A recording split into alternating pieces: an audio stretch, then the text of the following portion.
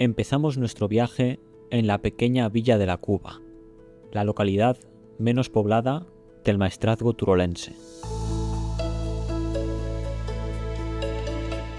8 siglos atrás, en el año 1241, la Orden del Temple dio origen al pueblo mediante su fundación y ordenación como villa.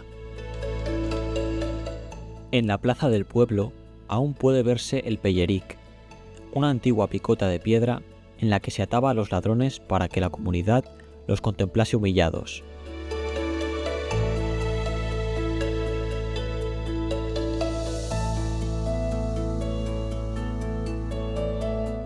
El maestrazgo es una tierra de antiguas órdenes militares, primero templarias, después hospitalarias y más tarde marcada por las guerras carlistas.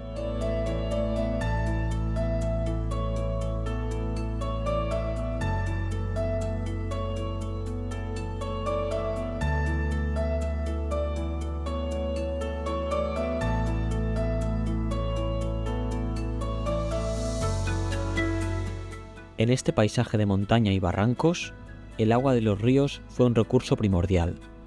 En sus orillas, desgastadas ya por el tiempo, los molinos y sus molineros transformaban el grano en pan.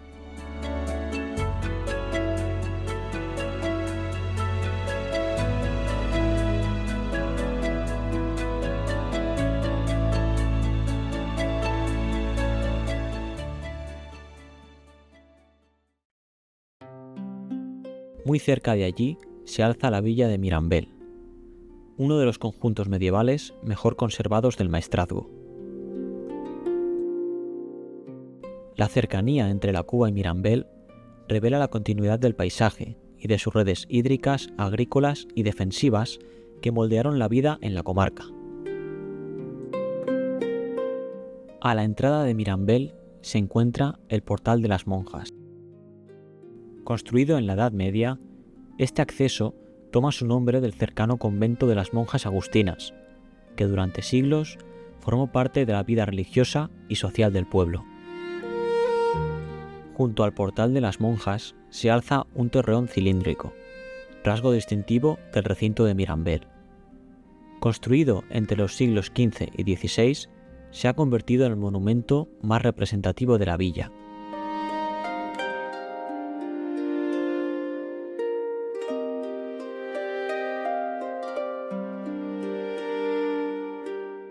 El trazado original de sus calles permanece intacto, conservando la esencia y la atmósfera de la Mirambel medieval.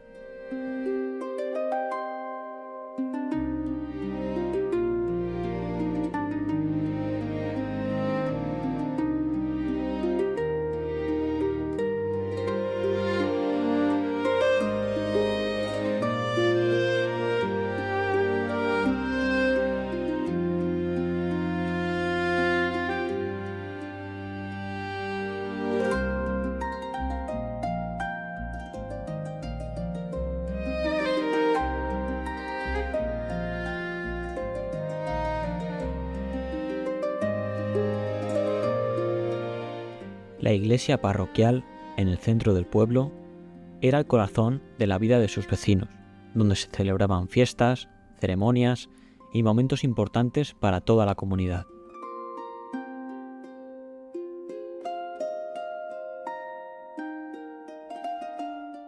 Mirambel aún conserva gran parte de su muralla medieval. Durante el siglo XII y comienzos del XIII, el maestrazgo era una tierra de frontera entre los reinos cristianos y las zonas todavía bajo dominio musulmán, y existía peligro de incursiones y saqueos. Estas murallas resistían los ataques y otorgaban refugio a sus habitantes. Hoy todavía siguen recordando que Mirambel nació como una villa fronteriza.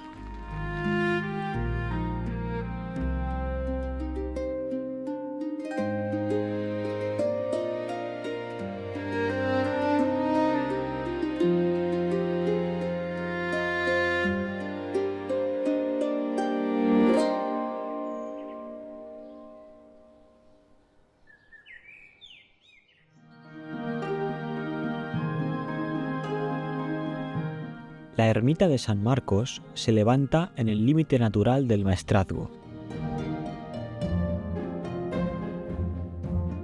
Este santuario fue durante siglos un lugar de encuentro para las comunidades del entorno.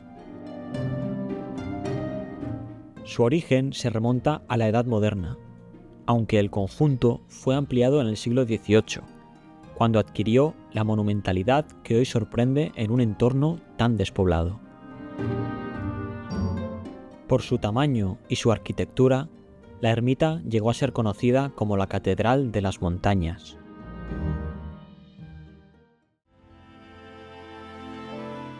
A pocos kilómetros se encuentra Cantavieja, la capital del maestrazgo. Conocida, entre otras cosas, por sus inviernos duros. A 1300 metros de altura, las noches son largas y frías. Los vecinos de antaño combatían el frío con lo que la propia villa les ofrecía: casas de muros gruesos, aleros que protegían del viento y chimeneas donde se cocía y se secaba la comida durante semanas. En los meses fríos llegaban también las matanzas, un trabajo colectivo que llenaba las despensas de embutidos y grasas para resistir todo el invierno.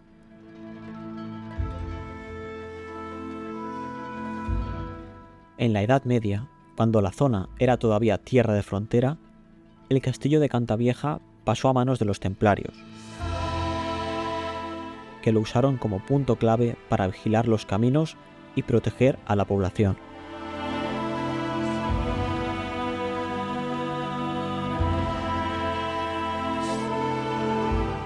Desde aquí se controlaba el paso por el maestrazgo y se daba refugio en tiempos difíciles.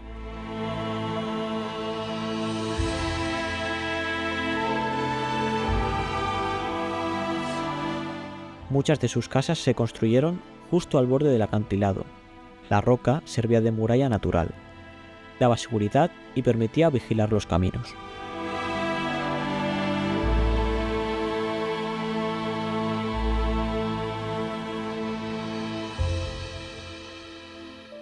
La iglesia de la Asunción, levantada en el siglo XVIII sobre un templo más antiguo, sigue destacando en el centro del pueblo.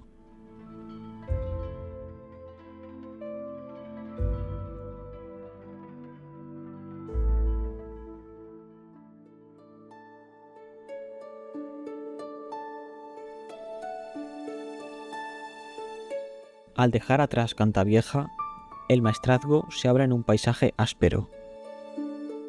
Mesetas altas, bosques y barrancos que en invierno se cubren de nieve y silencio. Durante siglos, estas tierras marcaron la forma de vivir.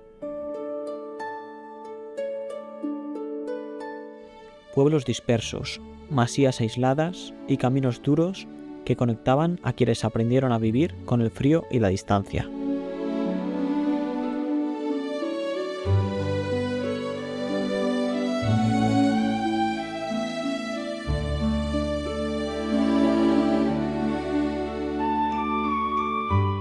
Los mismos paisajes que hoy vemos blancos y tranquilos fueron paso de pastores, comerciantes y tropas, y moldearon un carácter fuerte hecho de resistencia y de arraigo a la tierra.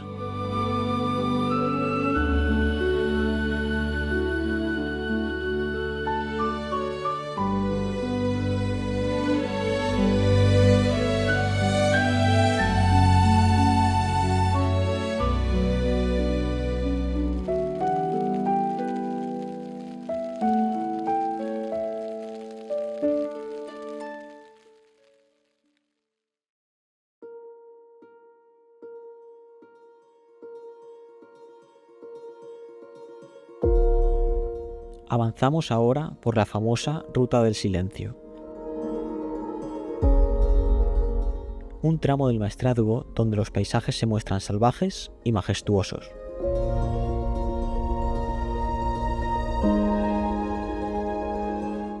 El río Cañada ha esculpido estrechos profundos y grandes paredes de roca escarpada, formando relieves únicos.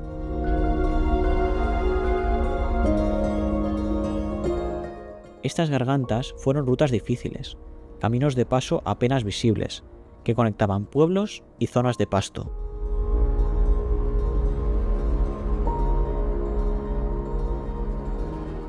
Estas piedras y acantilados son fronteras naturales, corredores estratégicos entre aldeas y fortalezas. Hoy, a vista de pájaro, se aprecian las formas imposibles de la roca y se siente el silencio y la paz que domina el valle.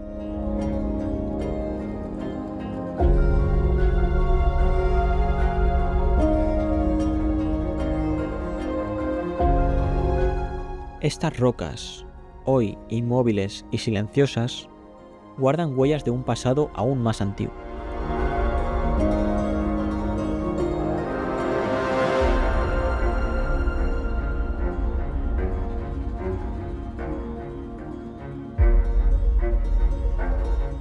Hace millones de años, estas tierras eran llanuras con ríos cálidos, donde caminaban enormes reptiles.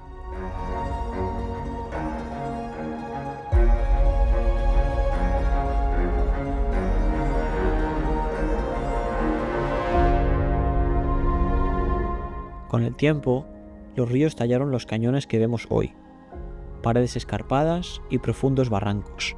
Ahora conservan fósiles y sedimentos de eras remotas.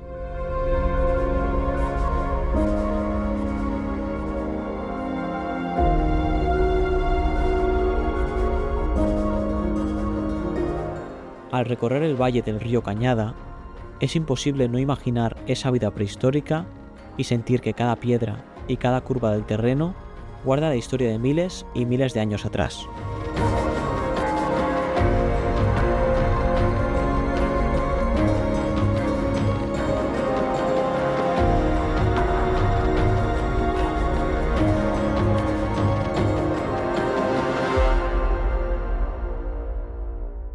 Siguiendo la ruta del silencio, llegamos a la Cañada de Benatanduz.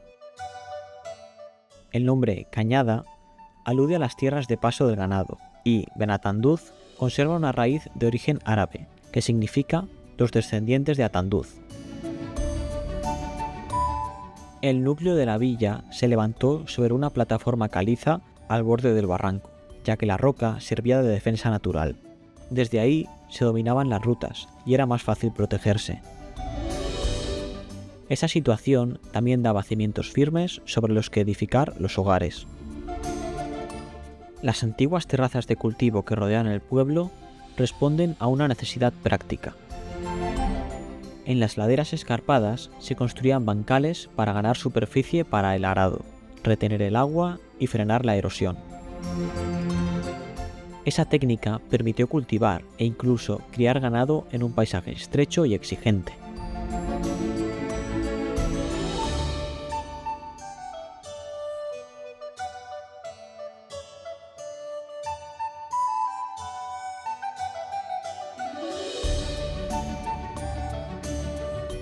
Villarluengo. Calles estrechas, empedradas y en fuerte pendiente, flanqueadas siempre por casas de piedra. La iglesia de Nuestra Señora de la Asunción, igual que en Cantavieja, domina la parte alta del pueblo. Es un templo de grandes proporciones, de 3 naves y portada con 2 torres, construido entre los siglos XVIII y XIX.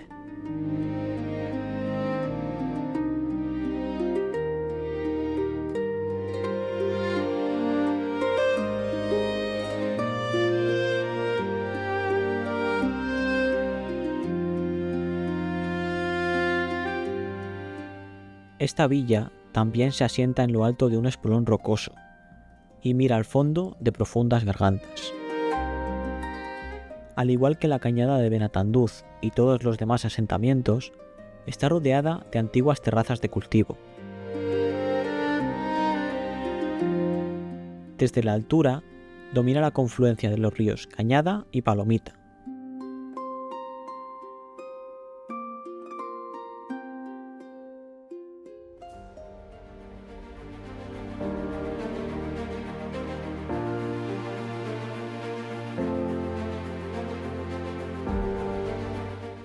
Los órganos de Montoro son enormes paredes de piedra caliza formadas hace millones de años, cuando este territorio era un gran mar. Sedimentos calcáreos, levantamiento tectónico y la erosión del agua tallaron luego esos pilares y tubos verticales que vemos hoy.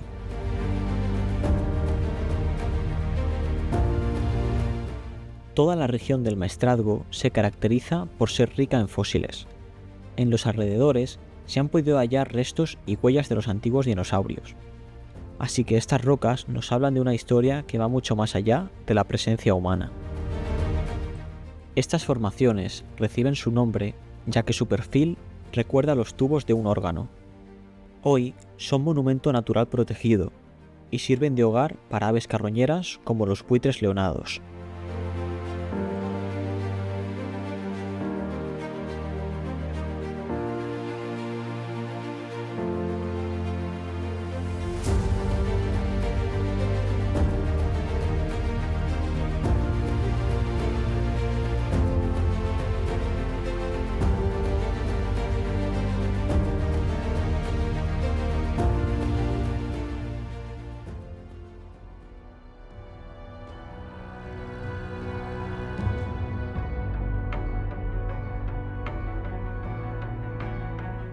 No muy lejos de allí se encuentra Pitarque. El río Pitarque nace en un valle angosto, donde manantiales brotan entre las rocas y forman cascadas y pozas cristalinas.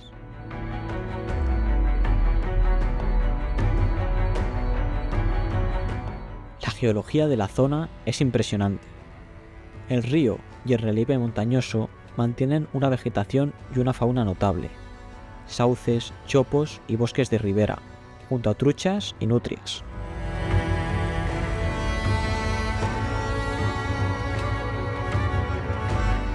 El pueblo, por su parte, tiene raíces antiguas. Existen testimonios de ocupación íbera en los alrededores. El topónimo Pitarque probablemente deriva de la forma árabe Abu Tarik y estaría relacionado con la construcción o la gestión de antiguas acequias. Una pista que conecta al pueblo con su antiguo aprovechamiento del agua.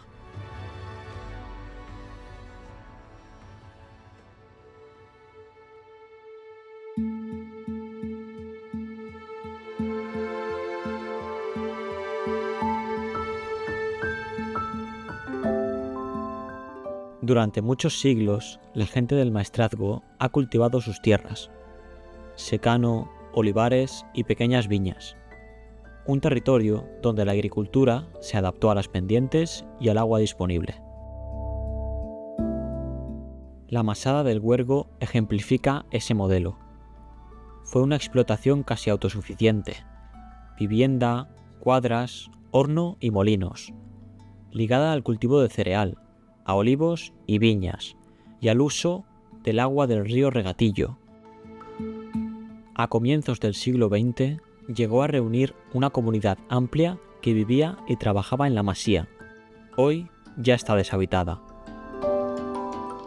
El río que discurre junto a la masada alimentó huertas, movió la molienda y permitió canales y acequias. Por eso, el puente de piedra que salva el cauce fue clave para comunicar la masada con Castellote y el resto del valle.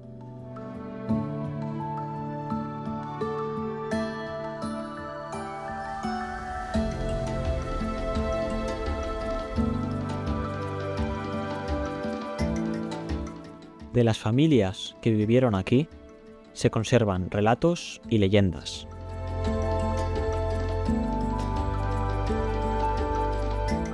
Se habla de un tesoro escondido.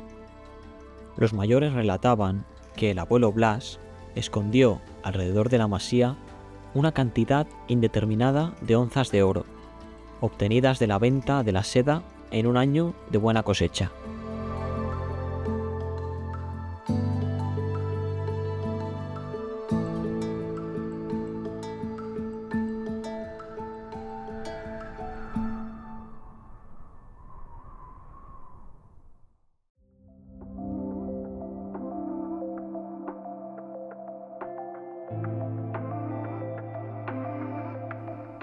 Continuando nuestro camino hacia Castellote, llegamos al embalse de Santolea.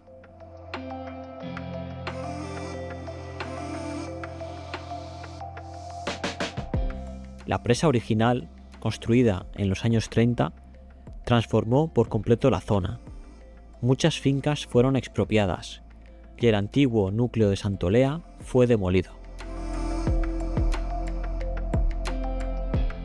A día de hoy, nuevos proyectos y obras vuelven a modificar el paisaje y reabren el debate sobre la gestión del agua y la memoria de quienes vivieron aquí.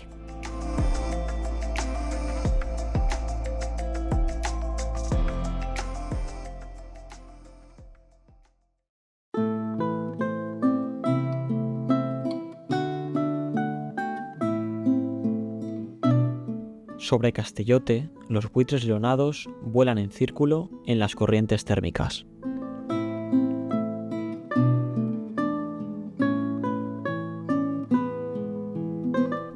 Desde el aire se aprecia el tramado medieval de este pueblo, un caserío compacto sobre la roca, calles estrechas y plazas que condensan siglos de vida.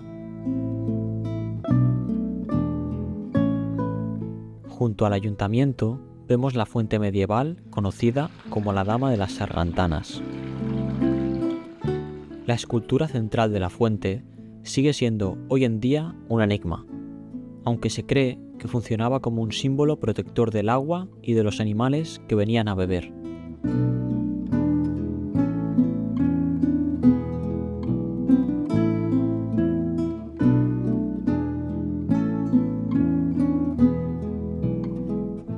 Explorando sus calles, llegamos a la plaza de la Virgen del Agua.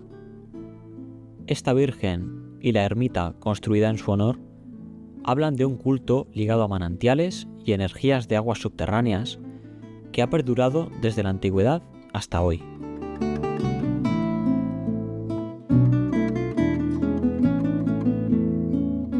Castellote, como muchos pueblos del Maestrazgo, creció adaptándose a la roca y al relieve escarpado.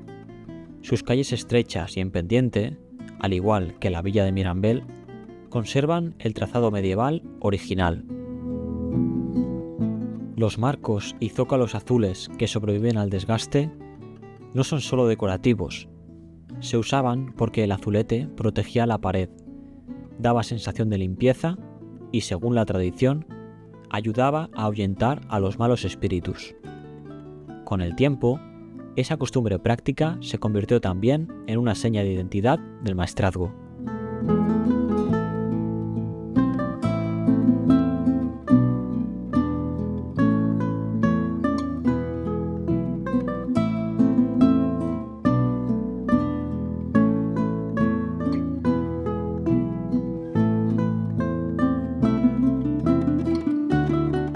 Desde la altura, Castellote vigila el valle con una fortaleza.